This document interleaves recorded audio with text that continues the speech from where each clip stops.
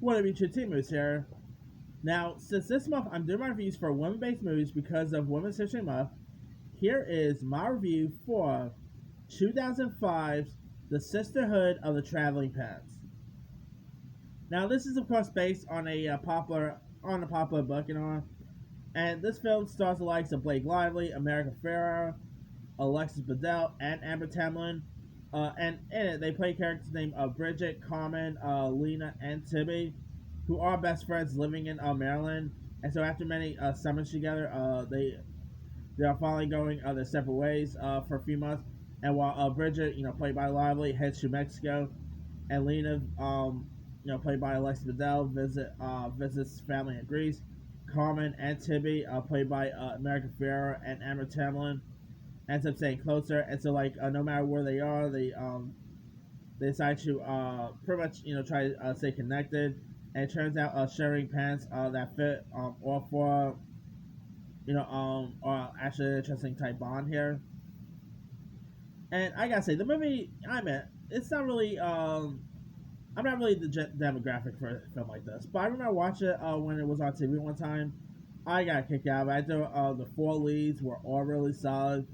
I can say this was mostly Blake Lively's breakout role. I believe she did Gossip Girl a couple years after, if I'm not mistaken. But this was actually, I guess, the movie that really put Blake Lively on the map. America Ferrera, I believe she was still doing Ugly Betty at the time, if I'm not mistaken. Of course, now she is best known for that TV show Superstore. She's pretty good on that show.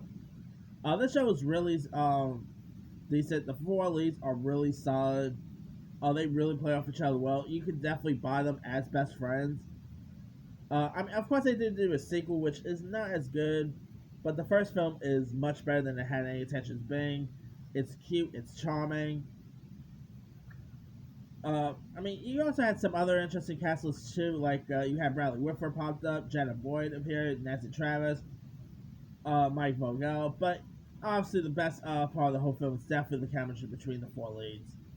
There are also some young actors who actually played younger versions of them, which were pretty good as well.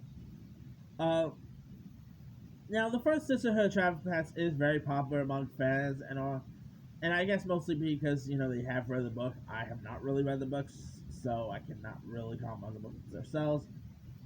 But that aside, I still think the first film is still really solid.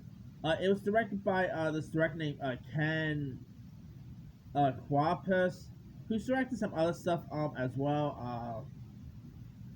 He directed that whale movie, Big America. He's put out some other stuff here and there. But I know he did a really decent job with the first Sisterhood Traveling Pants. He directed the Four Girls really well, and I'll be down to check out a third one. I know there actually has been talks about possible third stomach, but we'll see what happens down the line. But that's I still thought it was a pretty decent film worth checking out. So if you guys have not really seen Sisterhood Traveling Pants, not really sure where you can find it these days. I think you can probably find it maybe on Hulu or something. Let me put where you can find